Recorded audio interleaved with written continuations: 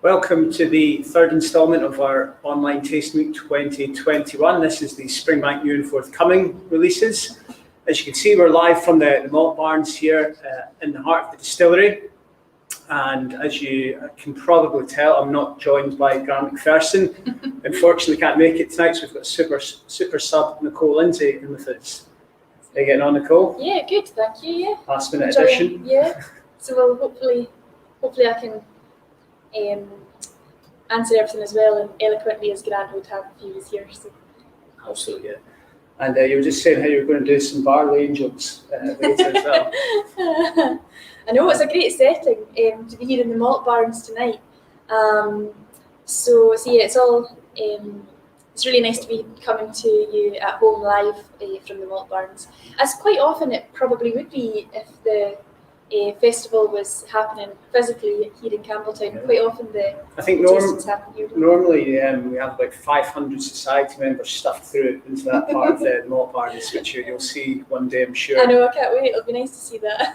Yeah. So the format of tonight's tasting is we've got 6 whiskies, 3 of which are the whiskies from the online tasting week, so you get a chance to sample those if you weren't able to purchase a bottle. And then we've also got 3 samples, of some upcoming and future releases. So quite a nice mix of stuff there. And I think Nicole is going to get us underway with dram number 1. So we are monitoring your questions here as well. That's where we've got the laptop and I've got my phone too. I'm not being rude. It's just to try and keep an eye on what you would like to know and if you've got anything that you want us to address or talk about. The Wi-Fi signal is proving a little bit difficult, so we'll see how it goes. So keep them coming in and we'll hopefully get to them anyway. So the first whiskey that we're going to try tonight is the Hazelburn online tasting bottle. This whiskey is obviously Hazelburn we start with because this is the unpeated range at Springbank, produced at Springbank Distillery. So at Springbank, I'm sure most of you know, if you're accustomed to drinking our whiskies, that we produce 3 distinct styles and 3 distinct brands of whiskey in the same distillery. And so we do that by just tweaking that production process, primarily in the kilning stage and in the distillation stages. These are where you see the big differences. So Hazelburn is our unpeated range, which is why we tend to try those first. This edition has been matured fully in fresh sherry Oloroso casks. 5 fresh sherry hogsheads were used, or selected really.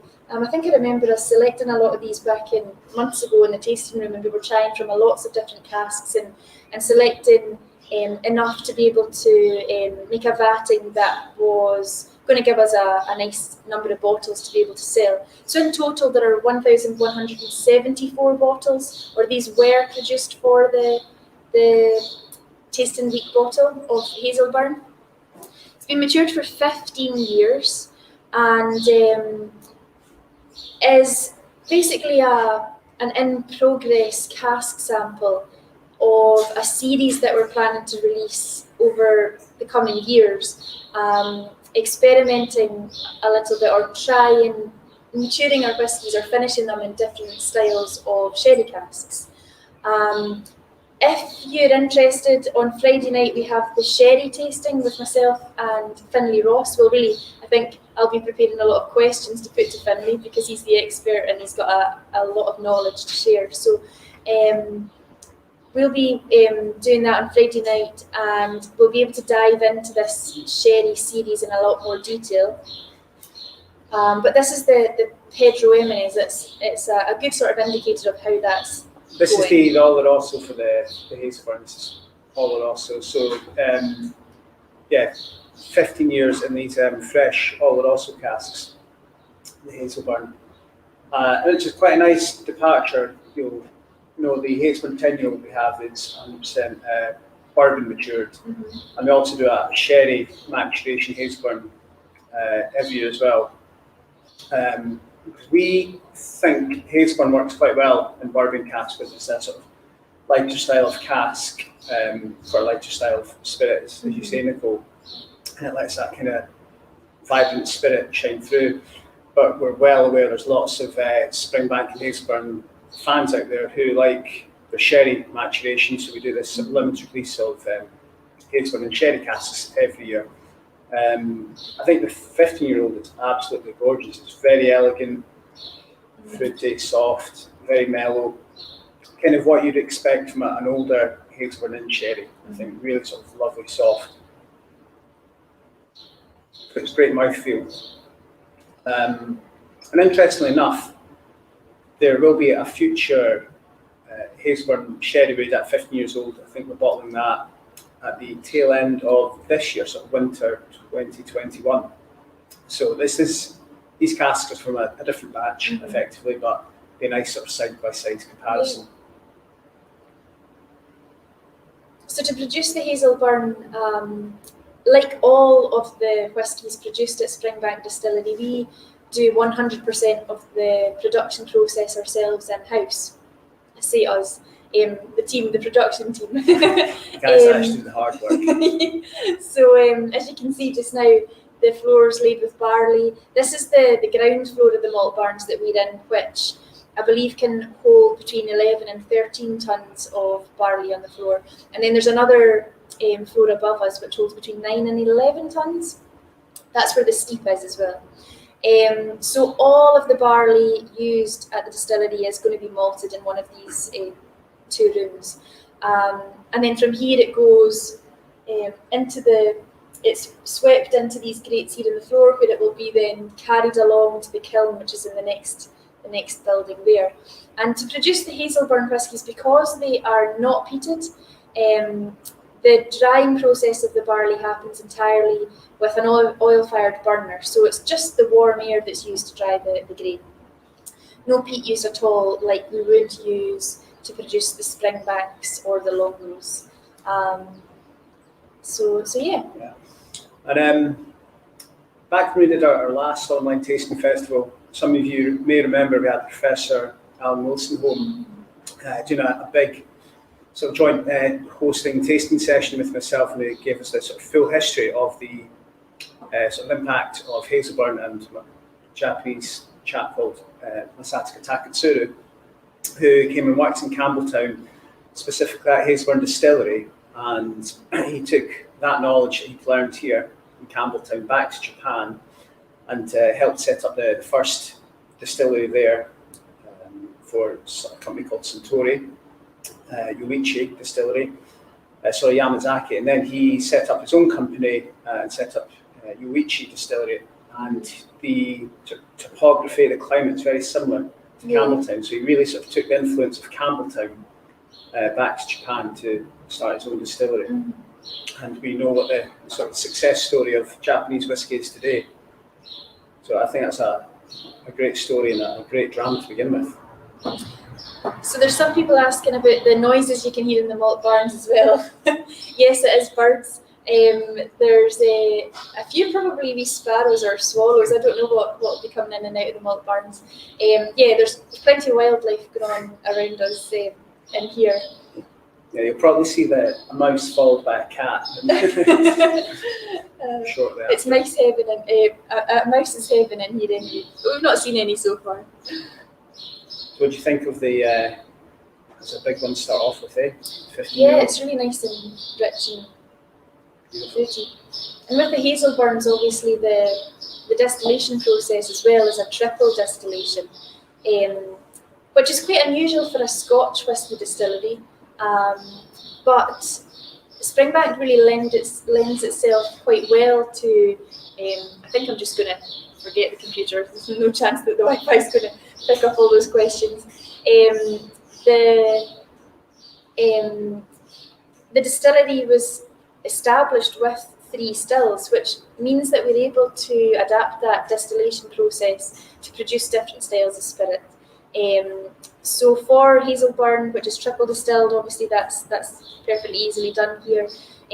And something that you would maybe associate more with an Irish distillery, but the ex-production manager here, Mr. Frank McCarty, had spent a lot of time working in Bushmills Distillery. Yeah, Northern Ireland, where they did the triple distillation, just as sort of matter of factly. So when he came back to Campbelltown to work at Springbank, again, he was aware that Campbelltown whisky and Springbank specifically is quite a big, robust style of whisky. If you're not used to that style of whisky, it can be a bit intimidating. So he thought, well, we've got 3 stills, why not make a triple distilled, non-peated whisky, almost as a sort of introduction to Campbelltown. And just, it is triple distilled, but that doesn't mean it lacks any character. It's still very oily, has a great sort of mouthfeel, great texture. Nice creamy, sort of more smooth and crisp and clean style of spirit. Yeah, so it still has all those sort of Campbelltown traits that we know and love. So that's the 15-year-old. I think we should maybe have a look at the dram number 2, which is a very special Hazelburn. We don't have many Hazelburns of this age in cask at the distillery. So this is a Hazelburn 21-year-old. Yeah. And you've probably noticed at home that this has been reduced to 46%, which is our sort of standard bottling strength at Springbank. Just before we move on quickly, I think we had a question from Nick. Nick was asking what the finishing period had been on the first dram, but that was a full maturation in fresh sherry Oloroso casks. So in line with the sherry wood sort of additions that we release with the Hazelburn range, so a full sherry maturation, it wasn't a finish. And if you like your sherry influenced whiskies, you want to know all about sherry, make sure you tune in to Friday night, eh? Yeah, so I'll not talk too much about it because it'll be quite interesting, but we're going to try some very sort of different maturations or finishes in sherry. But it's a work in progress, so it'll be interesting to hear the thoughts from the man who's kind of arranging all of this and orchestrating it all, and we can pick his brains, myself included, and find out a bit more about this Springbank series that will be released over the coming years. So the first thing about this Hazelburn, the second dram, the 21-year-old, very remarkably different to the first dram. It's much sort of softer, lighter character, doesn't have the same sherry impact. The makeup of the casks is 70% sherry with 30% bourbon influence there. But the bourbon influence has sort of toned that down, as well as the longer maturation periods. A much more delicate dram, isn't it? Yeah, it's lovely. And this one is released at 46%, or this particular one has been reduced to 46% to sort of replicate how the edition might well be when it comes time to release a Hazelburn 21-year-old. Yeah, so we're going to do 2 editions of the 21-year-old. I'm just going to check my notes to make sure I say the right thing. Winter 2021 is when we're planning to release this, and then there'll be another 21 the following year. We don't have a great amount of Hazelburn stock, especially older stocks. It's not something we'll be able to sort of repeat year on year just yet, but we've got those casks in the warehouse, so we think it's just right that we do some sort of release with them. So that's something to look forward to. Yeah. Quite nice to have a 21-year-old for each of the brands. You know, we have our Longrow 21, which is a regular annual release. Likewise with the Springbank 21, and so now to have the Hazelburn 21 side by side for a while anyway would be quite interesting. Yeah, exactly. So it completes the set, doesn't it? It's really nice and delicate. You get sort of milk chocolate.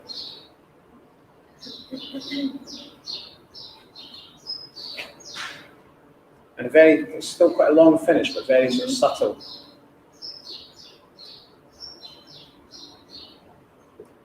Yeah, I think we've picked a couple of good drams to start off with there. Now, normally we'd be filling this sort of void with some questions, but our internet's down. We're not even sure if you guys can see us or hear us right now. We could just be talking to a camera. So Nathan's over in the background. We think he's got good internet and can hopefully take your questions, and I think the plan might be to text them over to Nicole or screenshot them or something and send them over. So keep sending your questions in. Nathan is going to pass them over while he's trying to chase out the sparrow as well. Yeah, you need your net, Nathan. There you go. So, yeah, we've got our malt line behind us. I don't know, I'm just guessing. There could be questions about the malt behind us. So, I'm just going to get a bit geeky here, pick up a bit of that. You won't be able to see this. You can tell from the sort of root that's coming out that that's about 2 days old. That's been down there for 2 days. Yeah. Yeah. I don't really know that. I know the timetable. It goes out on Monday. I'm not. I'll leave that sort of side of things to Finlay, the production guys. So in terms of the Hazelburn whisky that's produced here at Springbank, this was first produced in 1997, I believe, and then has production continued since 1997 continuously till today? Yeah, there's been kind of a few patchy years in production, certainly, but yeah, generally speaking, at Springbank, 80% of our production is focused on Springbank with 10% Hazelburn and 10% Longrow. So there's not a huge amount of Hazelburn or Longrow in the world, so I think that makes it extra special.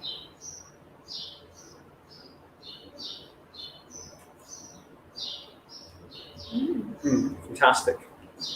Good drams to get started there. So Hazelburn does not make up the majority, as I'm sure most people will be aware of, the production here at Springbank Distillery.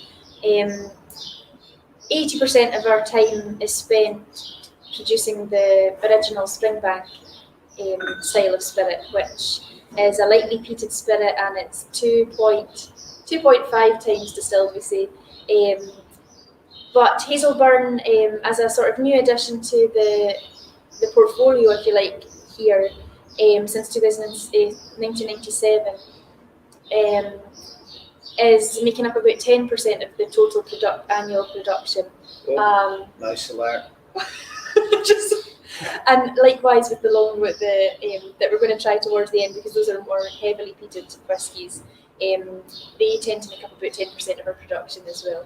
So it tends to be that when the distillery, Springbank works from January right through till the end of September currently is how it tends to work, because in September, at the end of September or mid-September, they start to sort of close down, with the exception of the malt barns that we're in just now. These malt barns are in production all through the year. Because even when the distillery here is not producing, that's because we've moved all of the production team, or they have moved over to the Glengyle distillery, which was reopened in 2004 and produces our Kilkerran single malt range. So we produce over there for 3 months of the year, and it's the same production team who are working between the two distilleries. So 3 months production over there just now, and 9 months production here. So that time probably gives, for an old sort of very traditional working distillery like Springbank, that time to maybe get things maintained, make sure everything's working properly, get everything greased up again and ready to start in the January after Christmas or after the New Year break. And we tend to start the year running, producing Hazelburn whiskies because they are unpeated. Because everything's been sort of empty for a while, and none of the spirit's going to taint the whiskies, or the Hazelburn whisky with its peaty character as well. So it tends to be the first thing that we produce when we reopen in the new year. Yeah, so I think Hazelburn can be slightly in the shadow of Springbank and even Longrow to some extent, but I think it's important we showcase it like this because they are outstanding whiskies and work. Although our 10-year-olds predominantly, it's the flagship, it's bourbon matured. I'm falling in love with Hazelburn and sherry again. Actually, it's pretty good. I've already poured my third dram. Well, I could be getting ahead of myself. Yeah, speed tasting. But I've got a bit of a soft spot for our 12-year-old cask strength series. In fact, before we go on to that, we've got a little announcement about Hazelburn, which has been released on Friday, before we forget. 13-year-old Hazelburn. It's going to be released in the UK. So this is not a sherry wood, which is also a 13-year-old release this year. We have another Hazelburn 13-year-old, just to keep you sort of confused and on your toes. This is it's a mixture of bourbon and sherry casks, and it's going to be available in the UK and we think quite a few European markets, fingers crossed, on Friday as well. So it's a limited edition, sort of a one-off. And yeah, I guess this is a bit of an exclusive that we're telling you about it now. Unless you're part of the society, and otherwise you should have hopefully got your society email yesterday to tell you about the Friday's releases. Yeah, so we've notified our society members, and we'll probably, unless your society or you're on this tasting tonight, these are your opportunities to really find out about it. We're not going to shout too loud about it, I don't think, because it's a limited edition. So. We know how frustrated you all get when our products are very limited, and you certainly let us know. If you could keep letting us know in a nice way instead of an angry way, I think we'll all be appreciative of that as well. So we're not going to shout about it too loud. It's a limited number of bottles going on sale from Friday, and I'm sure everybody who's super interested in the distillery and the products that we have to offer are loyal members in our society or watching tonight, so that's the most important thing. So as I said, I've picked up and poured dram number 3, which is the Springbank 12-year-old cask strength, which is another little bit of good news. We'll just put it all out there. It's also going to be available in the UK from Friday in parts of Europe as well. So this is again a departure from the traditional 12-year-old cask strength, which is generally has a predominantly sherry influence maturation. This edition is basically 50% bourbon and 50% sherry maturation. So again, a departure from the heavier sherry style of the 12-year-old cask strengths. Some of you will have picked up that the last few releases of the 12-year-old cask strength have been a mixture of casks. I think the last 12-year-old we did had bourbon, sherry, burgundy and port casks all in there. And people are asking why we changing the recipe, and I guess it's sort of two reasons. One, we're Springbank, we like to keep changing things up and keep you all guessing, I suppose. But the sort of other reason is really our production history has been quite patchy, especially sort of 12 years ago. So we have a sort of limited number of casks to pick from. So we have to sort of pick what we go, and there's no point sticking to a recipe if the casks that you're going to use in that recipe aren't of the sort of standard that you're looking for. So you'd rather change the recipe to keep the standard, the quality of the whiskey. So it's quality over everything. So choosing the best of the casks that are on offer at the time, which tends to vary. And actually, from our tastings earlier in the week, we kind of discovered that people quite like the variation. I think people enjoy trying one batch and then being able to compare and contrast between the batches. And I'm sure that there are some favourites, and everyone's different as well, so they'll find that some people prefer one in comparison to another, and then some folk, that'll be their favourite. So it makes it a bit more interesting, a bit more interactive. I think Nathan's just gesticulating over there that he's got rid of the noisy sparrow. Nice one, Nathan. It's not something that we actually anticipated at all. We've been that worried about our glasses clinking together that we never thought about or even the potential. Wi-Fi connection. We failed to think about the bird life. We were talking about the 12-year-old sort of cask strength series earlier. Normally in the office, we normally do 2 releases per year, and we never, when we started off doing the 12-year-old cask strength series, it was never sort of supposed to be all about different batches and things like that. It was just we do two runs of it a year, but it's sort of grown into people being kind of obsessed with what batch is this and comparing the batches.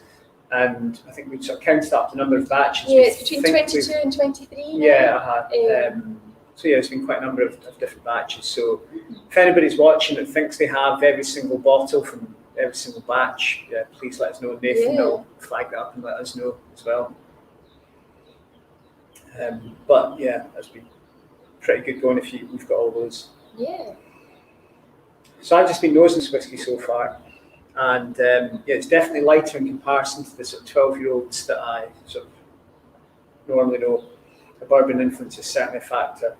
It gives you sort of more of sort of vanilla, sort of sweet honey type influence. Yeah, lots of people enjoying Springbank and bourbon, which I think is something that's often, I think bourbon is regarded as allowing the whiskies to sort of really show the distillery's character. And we know Springbank works well in bourbon casks. Yeah, we often discuss it, I think, ourselves, that as a sales team, even production, we all love Springbank and bourbon, but none of our Springbank core products are 100% bourbon. They all have a mixture of both, or predominantly sherry. So when we do something with more of a bourbon influence, yeah, it's great for us. The palate and finish in this, for me, is pretty spectacular. It's very, very sort of soft fruit, almost like a sort of very sweet fruit, tutti frutti kind of note. Nice tropical fruit flavours, as Ben says as well. Yeah. And doesn't feel like the 55%, 55.4%, which is, so again, it's a bit of a dangerous dram, isn't it? That's it. So to produce the Springbank whiskies, again, mixing up that production, tweaking the process a little bit. The kilning stage is where we would, obviously we're going to smoke the barley for a little while. So it's initially for the first 6 hours, the barley will be above the peat fire. And then after that, the peat fire stopped and it's air drying for the rest of the drying process. So it's just a nice lightly peated addition, or Springbank whiskies are nice and lightly peated, between 10 and 15 ppm generally. And then that distillation process is something that's to behold. So that's a little bit different. There's actually some posts on our socials that you can go back and have a look through, and we've got some diagrams that really sort of illustrate. This sounds like you're trying to get out of trying to explain 2.5 times distillation, Nicole. That illustrate the process, because it takes a little bit getting your head around, but essentially the beer is, or the ale, the wash is distilled in our wash still. To collect all of the low wines. Low wines go into the first spirit still and are distilled to produce a faint run. And then in the third and final distillation, it is 80% of the low wines and 20% of the faints that are put into the final still, and that's distilled. So essentially some of the spirit is being distilled fully for 3 times, and some of it is being distilled for just the second time. So it's technically, I believe, about 2.8 times distilled, but we don't really like to be too pedantic at this distillery. We like to just kind of keep things simple, so we say 2.5 times. I think in its most sort of simple content, it's a partial triple distillation. Part of the spirit ends up being distilled twice, and some of it's distilled 3 times. And in your third distillation, taking your cuts. So the heart of the spirit. And many questions I think the tour guides get here at us doing a tasting is one type of distillation, and very, very honest, I don't really know. We are simply following the recipe, I guess, the instructions from the previous generation who did what the previous generation did.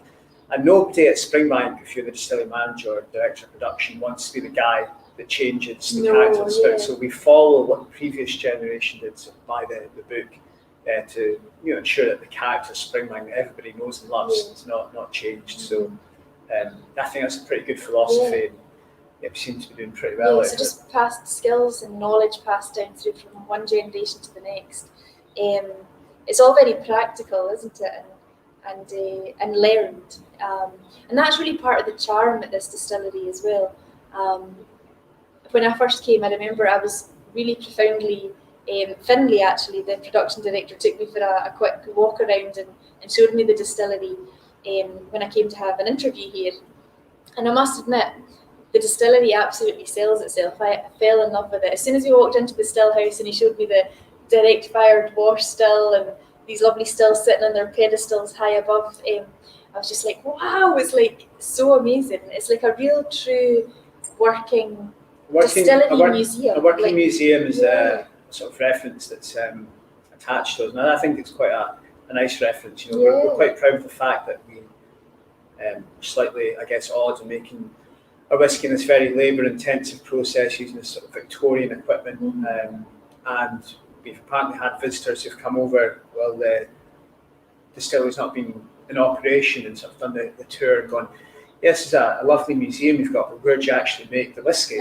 Failing to understand that this is actually what we used to make the whiskey. No, it's amazing. It's a great place to visit. Yeah. So as soon as we're able to open up for visitors, which is hopefully not in the too distant future, please get yourself back to Campbelltown and book yourself on a tour if we're running them, and come and see it for yourself. It's Campbelltown hospitality, which is second to none, really. And I can say that because I'm not from Campbelltown, so I've experienced it firsthand. Yeah, you know, they call you a turncoat over in Ireland, don't they? Yeah. Changed your colours. Oh, and I believe Grant's listening to us. Big shout. Howdy, Grant. Hopefully he's got a tasting pack at home. I know, hope so.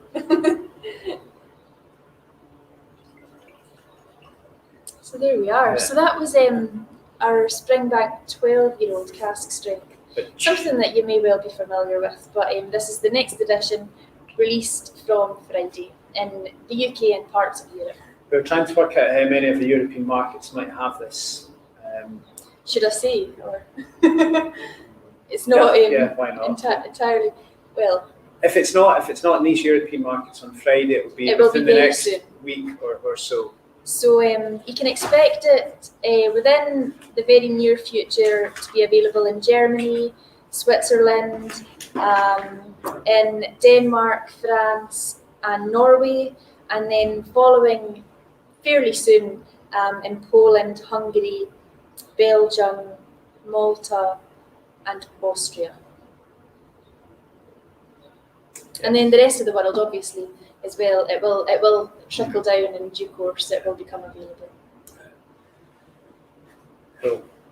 Okay, so I might be getting ahead of myself again. Before you can keep me right, but I've picked up whiskey number 4, which is our Springbank Tasting Week Festival bottling. So this is it's something we don't normally do too much of at Springbank. This has had a bit of maturation in a PX cask. So 6 years, first 8 years old, first 6 years in bourbon, and then the most recent 2 in a PX cask, and instantly from the colour. For me, I'm thinking. I mean, you can see it there. I've not opened my wee bottle yet. Yeah, it's like but if you're, I mean, everybody at home that managed to get a pack. I mean, we really did.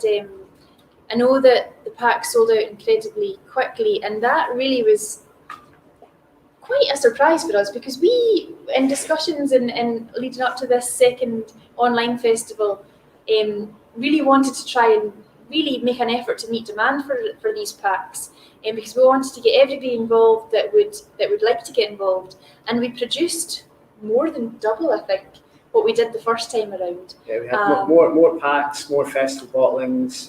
We gave society and club members the sort of initial heads up. Unfortunately, as you're all well too aware, the website sort of crashed, but we got that sort of back up and running. Hopefully most people got what they wanted in the end.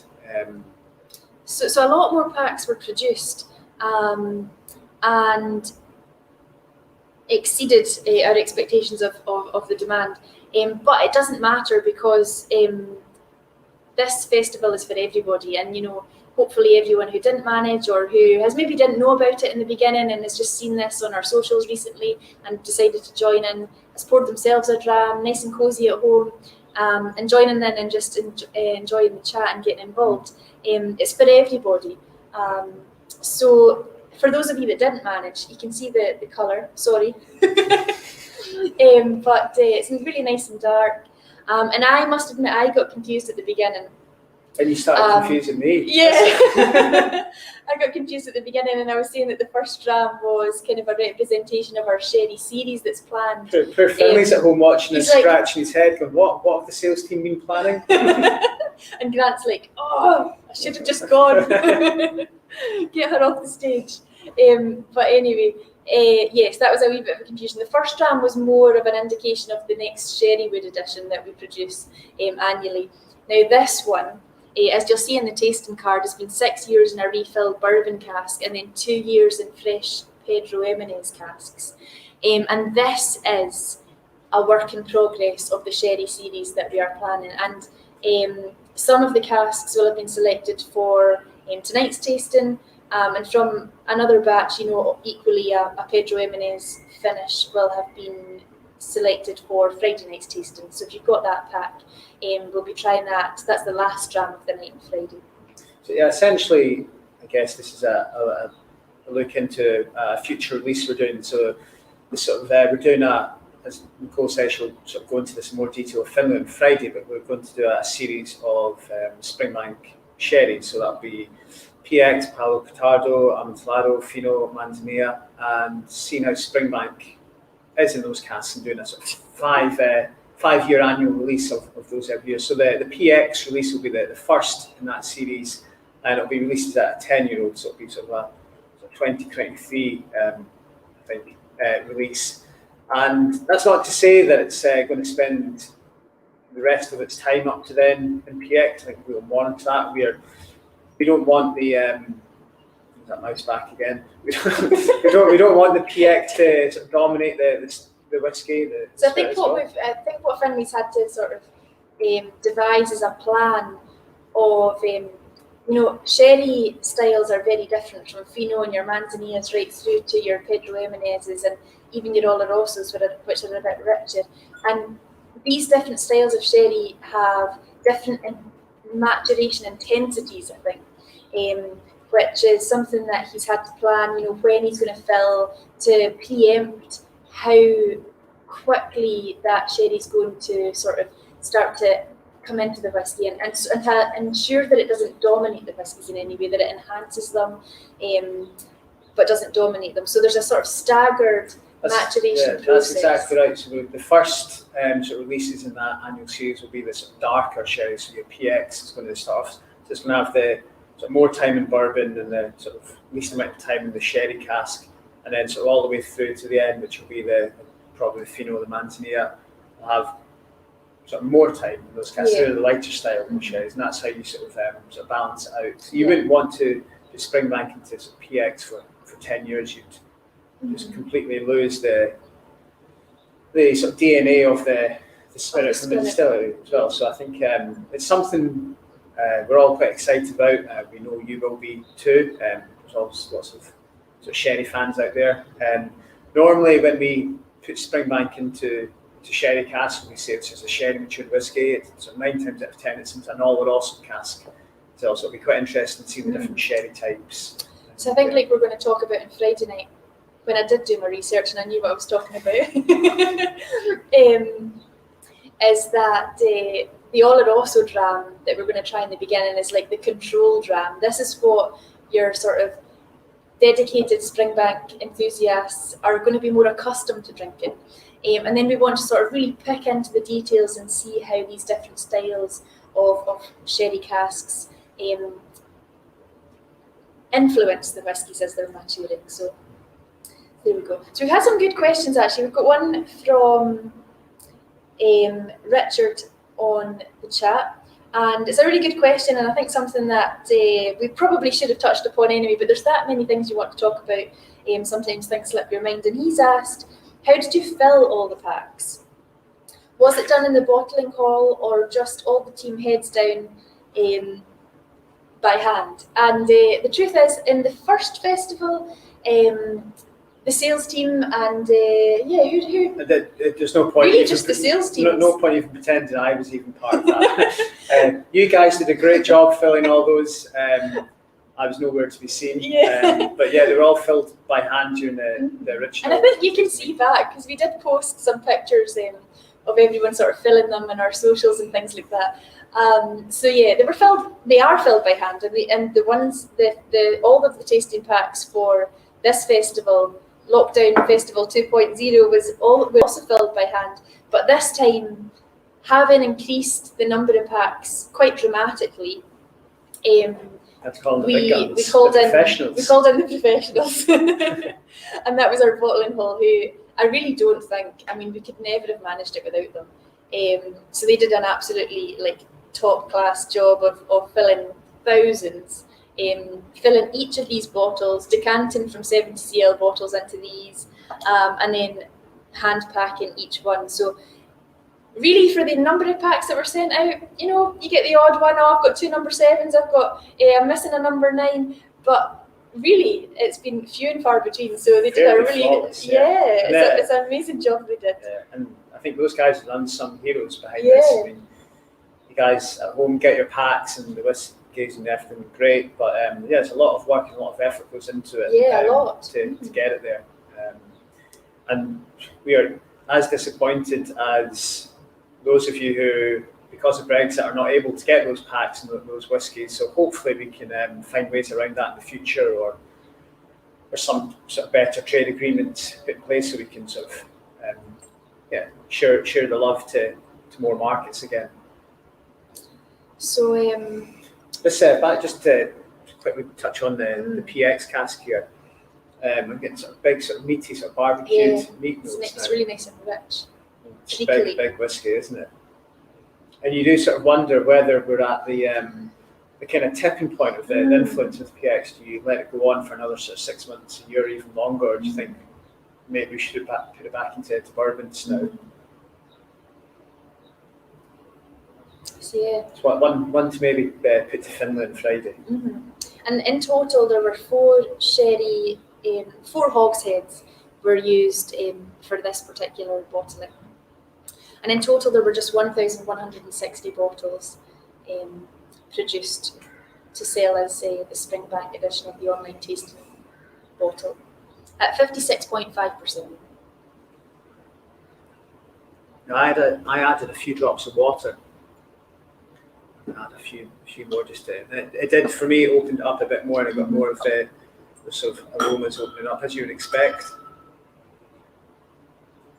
And I sort of said this on Monday night, I think in an ideal world, you want all your whiskey to be in, when you do a taste like this, to sort of be cask strength, and you can have the control to sort of dilute it to your sort of preference.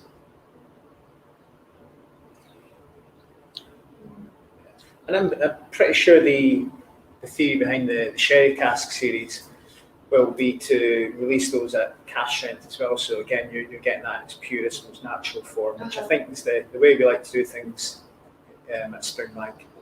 I think is the way everybody likes to receive the whiskies. So I believe this sherry series is going to be an annual edition.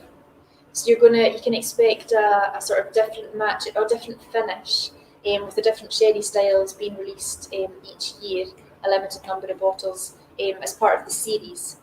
So it's going to be over 5 or 6 years. 5 years. 5 years. Yeah, 5 years. So you've got your PX we're starting with, probably Palo Tardo, Amontillado, Fino, and then the Manzanilla. Yeah. So it's going from sort of darkest to lightest. So the longest maturation will be for the lighter style sherry. Yeah. And can we give away when that might start yet, or? I think I did earlier. I think 2022. Late 2022 or 2023, probably. But I mean, for saying this is an 8-year-old and the first one's going to be a 10-year-old, I guess it's probably 2023, early 2023. Yeah. So something to look forward to. Lots of people are agreeing with David. A wee bit of water in there helps to sort of bring out those flavours and open it up a bit. But lots of people are amazed and enjoying the sherry maturation, sort of bold, rich sherry maturation, and also that they're amazed by the age that it would seem. So maybe tasting beyond its years, as it's just about 8 years old, just over 8 years old now. Yeah, I think it shows that we're on the right tracks with what we're doing with this series, and I think all the whiskies will be 10 years old at the age of release, and sort of nice age, so even a bit. And for me, I said this on Monday, I kind of prefer our younger whiskies. You get more of that kind of vibrant nature of the whiskey coming through. The longer it goes on, it becomes more sort of delicate, more nuanced. And I have quite a big, clumsy palate, so I like the big, bolder, sort of complex. Yeah, I think profiles. I agreed. I prefer that as well. But I must admit, when we do try the older, because it's a real privilege. It's like so amazing to be. Certainly an appreciation for it, and you want to sort of savor it more and to take your time over it. But it is when you're trying these older editions, they're just so soft. They're so smooth and velvety. It's so creamy and just smooth to taste. So yeah, they're quite different. But I must admit, I do like that sort of punchy, more robust, flavoursome, kind of powerful dram as well. Yeah, well, that was pretty good. I'm ready to put. You're already pouring number 5, so it's time for me to catch up. So we're making some nice headway and moving on to Longrow, which I guess is the other sort of unsung hero of Springbank Distillery. Again, we sort of touched upon this earlier, that 80% of production is focused primarily on Springbank, 10% Hazelburn and 10% Longrow. And this dram, the number 5 dram, is the 17-year-old Longrow, which has spent its entire life in fresh rum barrels. 5 fresh rum barrels is what's been put together for this bottling as well. So I don't think you can go too far wrong with sort of nice, sort of gentle, smoky Longrow into rum cask. Yeah. I'm picking this up. My glass is like Monday night. It's getting sort of colder as I go along. So try and sort of heat up. These glasses are perfect because they do fit into the palm of your hand and sort of warm up pretty quickly. And you want that. You're sitting in the comfort of your home at room temperature, and the whiskey sort of at a nice temperature. You open up, breathing, developing. Here it's a bit warmer than the warehouse on Monday, right enough. Although I think we have to be careful because we complain that we're sitting in the warehouse and we're freezing and you're all nice and cozy at home, and then people were like, we would rather be in the warehouse. Fair point. So I'm sure most of you, and we would probably be fair as well, that if you were all here with us is right here in the malt barns too, that would be much better. If I was trying to do this tasting at home right now, via Zoom or whatever, I'd have 2 screaming kids not wanting to go to bed and wanting to participate in this tasting. So I'm quite comfortable sitting here in the malt barns with my 17-year-old rum matured Longrow. That's a tough job, isn't it, Nicole? I know. It does have all this lovely sort of tropical fruit kind immediately on the nose. It's so obvious it's a rum cask, isn't it? Fantastic. And I think, a lot of people like to know the provenance of their casks, where they've come from. But the truth is, this is kind of more of a trend. It's a new thing. People want to know the traceability, where everything came from. And the fact of the matter is that 17 years ago, I don't think this was high on the agenda. And so there often aren't the records and the sort of real specifics of casks and where they came from or which distillery they were bought from. And so this is a fresh rum, but we couldn't say more specific really than that. We're just enjoying it really, for what it is. And again, I've just literally added a few drops of water there, and immediately it opens up. It changes the character of the whiskey. So I think it's worthwhile putting a little bit of water through. Now, David, this is one for you because it's before my time. And I hope I'm not putting you in the spot because there's so much to know and there's so many additions, but more than one person is asking if this would be from the same sort of parcel of casks as the 2019 festival bottling. So does that work out in terms of the age? 50, it was a 15-year. Yeah, probably. Yes, we certainly had a few rum casks around that era. So yeah, quite possibly is actually. Yeah. Good shout. And we sometimes get these parcels of casks, and we put it could be half a dozen or a dozen casks of rum casks that we find there's Longrow, and it's not enough to do a worldwide release really. And it's so what do we do with them? So using them for occasions like online tastings or society tastings or something like that, or special edition bottles for the society, or tasting weeks, that's the perfect opportunity to do it. So, and again, the Longrow series, we have our sort of Longrow non-age statement, which can be sort of an eclectic mix of casks sometimes, and the Longrow Red and the 18-year-old, now the 21-year-old, but it's not very often you'll find Longrow that's been matured for this length of time in a rum cask. I think that's what makes this very, very special. And I know, looking at what we've got in our warehouse, we don't have much longer any sort of other Longrow casks, younger casks in rum casks just now. So this is quite a unique whiskey we're trying right now. So for me, so typically with Longrow, we just have described it in the past as our sort of heavily peated whiskey, but the peat influence is very, very gentle, especially in our older Longrows. Again, sort of going back to what I said earlier, I quite like my younger whiskies, and especially when it comes to peated whiskey. So over time, those phenols of your peated whiskey in the cask are going to break down to different compounds, and you're going to lose that sort of influence. It's still part of the background, the DNA of the whiskey, but it's not an overriding sensation. You know, if we describe Longrow as our sort of peated speciality at Springbank, if you're a peat freak, you might go, there's no peat in that. You might sort of be slightly disappointed, but it's kind of more nuanced than that. But for me, Longrow, the influence isn't in the nose or the palate. The peat really comes through in the finish. It's after you sort of swallowed it and taken that first gulp, it sort of comes whooshing back up and rolls over the palate. Yeah, it's lovely. So we've got some people wanting some clarity on the maturation of this dram number 5, the Longrow 17-year-old in fresh rum casks. This is not a finish, this is a full maturation in fresh rum casks.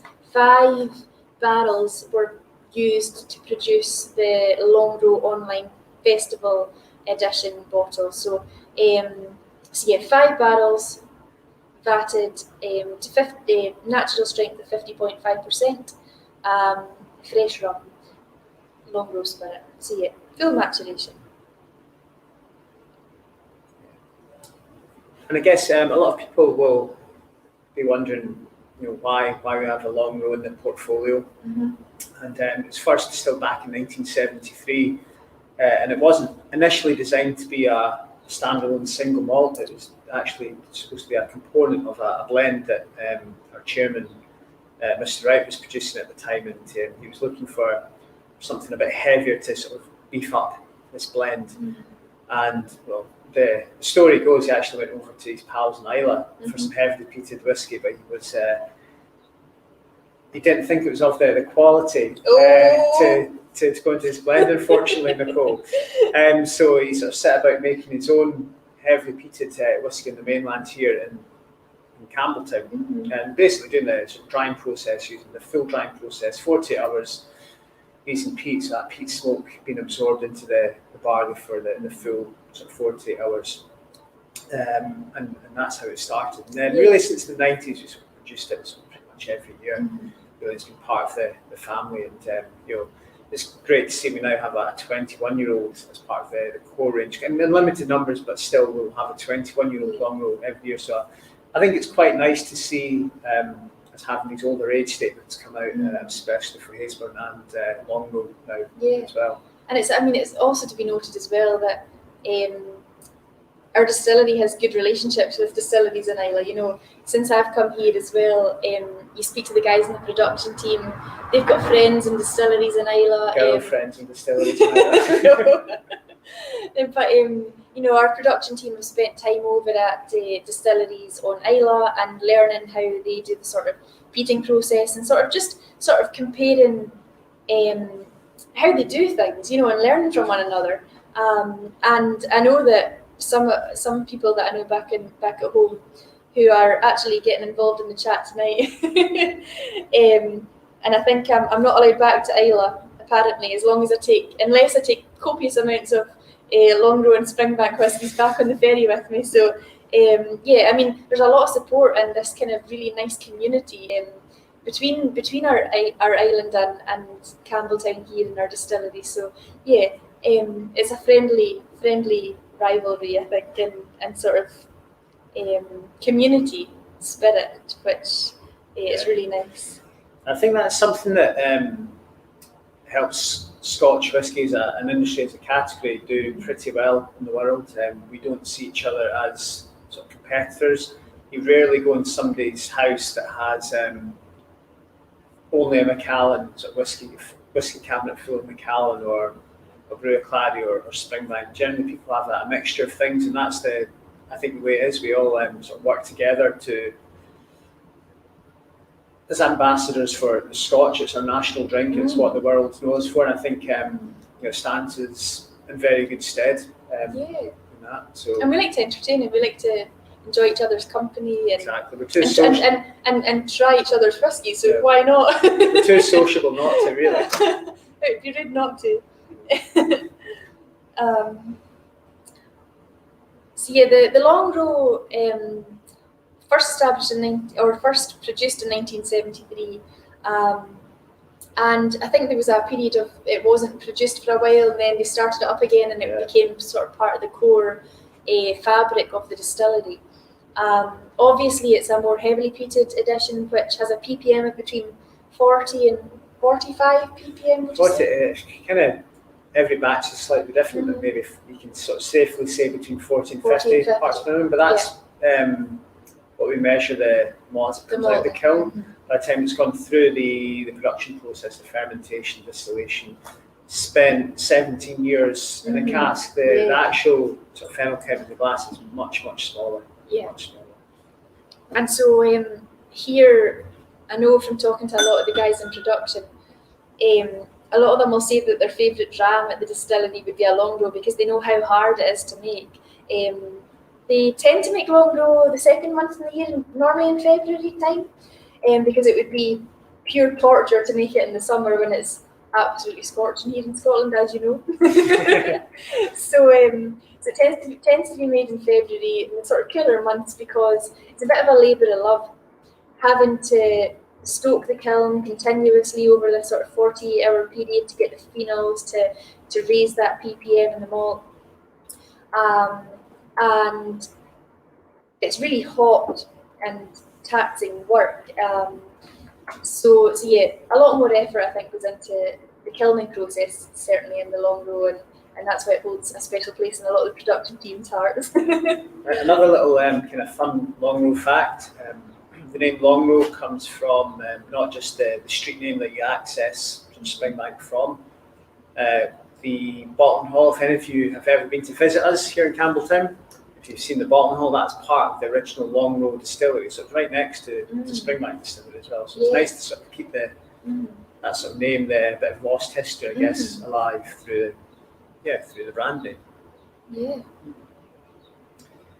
And apparently the man who was the founder and the owner of Longrow Distillery, like many, because as you know, I'm sure, Campbelltown was once known as the whisky capital of the world. And because in such a small, really overall in such a small town, there were many distilleries. At one time, around 30 producing at the same consecutive period. And they say that there were almost as many churches in Campbelltown as there were distilleries, because the distillery managers, almost in penance for producing the devil's drink, used to build churches. So the man who founded and owned Longrow Distillery had a great deal to do with building the Lorne and Longrow Church, which is directly next door, and which forms part of the logo of our Kilkerran single malt whisky as well. So that's the spire that you can see in the logo there. Actually, funny you sort of mention it's probably the same amount of churches and distilleries in Campbelltown now, it really is each other. Both have radically reduced in numbers. Interesting. I don't know how we're doing with questions, if there's any more questions coming up. Nathan's our question sort of master. shaking his head. this is where he tells us that the internet cut out 35 minutes ago and we've been talking to an empty room. No? We're all good. We're all good, all good. Apparently you can still sort of see us and tune in. Yeah, so I think that Longrow rum cask was pretty good. Yeah, the peat influence is very, very gentle, very subtle. The peat that we use obviously is not the same peat that's used in Islay. We don't have this sort of big iodine medicinal sort of influence from our peat. It's more of a sort of campfire ember, a much more sort of gentle influence. And it's not a sort of standout profile. It's part of the sort of integration, part of the balance of the whiskey. And I think it works quite well for us. Yeah, and traditionally they would have used peat from the local area, but I suppose with having so many distilleries in such a sort of confined space, that peat source is kind of exhausted. You know, it's not a source that we can tap into now. And so we get our peat from 2 locations in Scotland, up in the north in Needham, or just in Inverness, or in the outskirts of Inverness at a farm called Bogbane. That's been a fairly recent addition, I think. And from near Peterhead, at St Fergus Moss, which is a more commercial peat bog up there, which is a more long-standing peat source for us, I think. So these very different parts of Scotland obviously are going to form quite different compositions of peat, in which I think probably have some kind of influence on the flavour profile and the spirit as well. I think I'm ready for number 6, Nicole. Yeah, we've got a few folk reminiscing about their nights out in Campbelltown, and a few familiar names even to myself now, although I've not met you all yet. But we've got Ruth reminiscing about her nights out in the crew and getting a nice fish and chips. Oh yeah, fantastic fish and chips. I know that well. After a night out in the feathers. Yeah, and we actually brought a wee bit of the Burnside to us tonight. So we've got some nice cheers from the Burnside. Yeah, tonight's tasting sponsored by the Burnside Yeah. to supply these comfy chairs.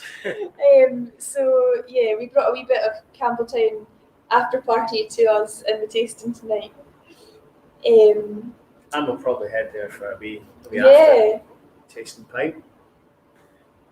So in the last Longrow, what's the bourbon sherry mix in the last Longrow? So there's No. This is Longrow Red. So this is for me, I love our Longrow Red Series. I always have done. I think peated whiskey and red wine casks go very well. I know there'll be a lot of you out there who think that's any whiskey near a red wine cask is just wrong and it's not whiskey. But no, I wear my heart on the sleeve with this one. I love peated whiskey and Longrow in red wine casks. So yeah, this is actually this is a look ahead at a future release of a Longrow Red. This is a New Zealand Pinot Noir, which we've used before, and some of you who are Longrow Red drinkers will know this.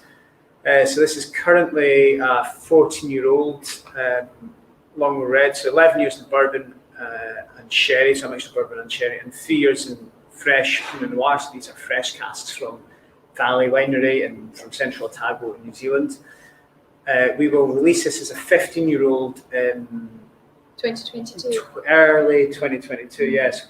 Probably January. It's normally February, March. February, March, so 2022. So this will be the next Longrow Red in the series, yeah. We have a really good relationship with Valley Winery, and I say a good relationship. He sends us casks in return for whiskey. There's no sort of payment of sort of currency at all. Have you been to the vineyard when you were over in? Many a time, Nicole, many a time. It's you know, when I go to that trip in New Zealand, it seems to be extended by a week that at a trip time. that everybody else wants to go on. It's an integral part of the process to go through the wine casks and It's the exhausting. Grant's got. Yeah, absolutely. And to pick these casks, and Grant's got this underground sort of wine cellar there, so he's got some stuff tucked away there. But yeah, I think the whole series we've done from start to finish is a fantastic story in the first place to get it started, and then we sort of continued it, and we've got casks from sort of Australasia, from South America, some casks from Europe most recently. The only place we don't have casks from yet, and we're still trying to track down, is North America. We need some sort of Californian reds, I think. So that's really what we want to do in the future as well. But the whole series works very, very well. Nice. So, and this all started, it's quite interesting, we were talking about it earlier, because I like the story of the Longrow Red Series and how it came about, and it all really started with a sort of infringement of copy, sort of. Yeah, well, it's all good stories do. It started with a phone call from a lawyer. And we were and there's a lawyer who looks after our sort of trademarks for us, and they phoned up and spoke to Mr. Wright and said, there's a winery in Australia that's infringing upon your trademark. They've just introduced a new brand to their range, and it's Longrow, because the winery has lots of long rows of vines, so they thought Longrow. And I think it might have even been two separate words. Yes, I think it was. So not even an absolute replica of our trademark. But anyway, it was enough to be a sort of potential infringement. So Mr. Wright, our chairman, is a very astute person. He knows that the longer you spend on the phone to a lawyer, the bigger the bill you're going to get at the end of the process. He says, right, okay, these guys are potentially infringing our trademark with the wine. Okay, give me their details. I'll try and sort this out myself. I think the lawyer was a bit sort of taken aback. Well, that's my job, is it not? Mr. Wright put him right. He said, right, so I've got the details. He phones up this winery in Australia and says, yes, good afternoon. This is Mr. Wright from Springbank Distillery in Campbelltown, Scotland. We own the trademark to Longrow. I understand you've just brought out a range of wine using Longrow, and this is an infringement on our trademark. This poor guy in Australia is going, oh, geez, right, okay, I suppose you want to speak to our lawyers about this. Mr. Wright says, well, you're making wine in Australia, we're making whiskey in Scotland. You can't really see that it's too much of a confusion, too much of a conflict. So we're kind of happy enough to let sort of sleeping dogs lie in this occasion, but what we are looking for is a number of red wine casks and a few cases of your wine, maybe just to sell this.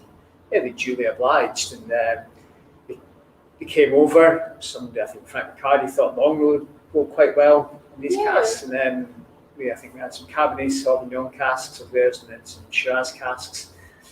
And that sort of kick-started the whole process, and then we did those. They were a great success, and we sort of tried to continue the series as much as we can since then. So it's been a great success story, and people imagine that this is also pre-planned, and there's a lot of thought goes into it. But as all things spring might happen, it's a little bit more chaotic than that, which I absolutely love. I think it's very much us. Yeah, and the characteristics of this are immediately what you expect from Longrow Red. It's sort of creamy and it's a lot of red you get those fruits. lovely juicy red fruits in the nose. It's like instantly distinguishable from the other whiskies that we've had so far. And you get quite a nice time having to try and track down these nice red wine sort of casks types to purchase for for future releases of this edition. I think were you not recently in South Africa and you got the chance to select some casks for finishing the last edition? Absolutely, yeah. We had a nice South African braai, which is like a barbecue, is it? If you say that to a South African, they'll be pretty upset. Yeah, it's like a barbecue but better, and like bigger sort of pieces of gamier sort of meat. In this winery overlooking Cape Town. These sort of Malbec bottles from the cellar, from the Torren winery actually, which is a sort of. And there's a connection there, isn't there, between our importers? Yeah, exactly. So our importer was also part owner, or was, of the winery, so there's that sort of connection. That's how a lot of our relationships kind of start out. We know someone that knows someone, and we sort of sit down and have a conversation over a few drams or a glass of wine, and sort of develop these ideas. Yeah, and I think it works quite well for us. Actually, so far so good. Well, Drinks Whiskey agrees with you. They say this one lives up to my expectations. Rainbow drops on the nose, Campbelltown funk merging into a velvety smoke, dark berry smoking jacket on the palate. So, Smoking jacket, absolutely. Yeah. You have those sort of old library sort of tobacco box type notes. Yeah, something that's slightly maybe green, sort of herbaceous, maybe a sort of tomato plant in a granddad's greenhouse or something. Yeah. You can tell I'm on the 6 gram now. Tasting notes like that, wild. So generally speaking, it's a limited edition, the Longrow Red, and it's starting to sort of really get that following of kind of hardcore Longrow Red enjoyers, I suppose. So it tends to be around the 9,000 bottle mark each year. And at cask strength, we quite like to try with different. I suppose the goal is to experiment with different types of wine. Kind of like the local barley edition, where we try to use as many sort of different varieties of barley to sort of really compare and contrast between the varieties, and can compare and contrast between the different maturations, to really see how that affects the spirit. Yeah, exactly. And it's a format that works quite well for us. As far as I'm concerned, if the guys produce a very good quality spirit, you can sort of put that into cask. Because you're monitoring the cask throughout the maturation process, you can't go too far wrong. I think we have a very good formula. I'm sure most of the people watching would agree with that. But to harp on about Longrow Red again, I think it's really nice. I absolutely love it. Does anyone have a favourite tonight? I don't know if Nathan has a kind of feel for overriding through all 6 grams that we've had, which is the sort of clear front runner. I'm not quite sure.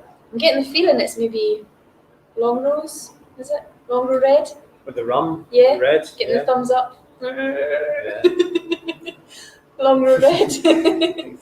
Process of sending text messages. But I think you just can't go wrong. All the whiskies have been pretty good. If you sort of taste them all in isolation, the Hazelburns, the Springbanks, and Long, they're all equally as good, but in their own sort of differently, their own characteristics. And that's kind of what we want. If we are putting Longrow if you're doing a tasting like this, you want to use your rum cask. It's a bit different from a normal Longrow. It's something quite special. It's maybe not something that we can sort of mass produce to put out to the world. So it's great to put into a tasting like this. And I think with Springbank, you've got these 3 different brands which kind of really bring 3 very different styles of whiskey to the table, meaning there's really something that everyone is going to be able to sort of relate to in some level. If you don't like the peaty whiskies, you're going to like a Hazelburn maybe, or even if you're kind of developing and you're sort of getting a taste for the peaty whiskies, you might sort of try a Springbank.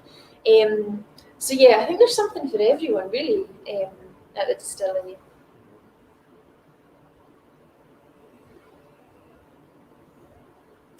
Yeah, good. And Bram's a big fan of Springbank number 3. So he's I was going to guess what Bram. I was going to say it's going to be number 3 or number 4. Yeah. Number 3. Okay. There we go. It'd be interesting. I'm pretty sure if you only tried the Hazelburns within their own right, they would be well up there. But it's like picking a favourite amongst your own children. That's it. We've all got a favourite, but you're not allowed to say which. It's the Longrow Red for me.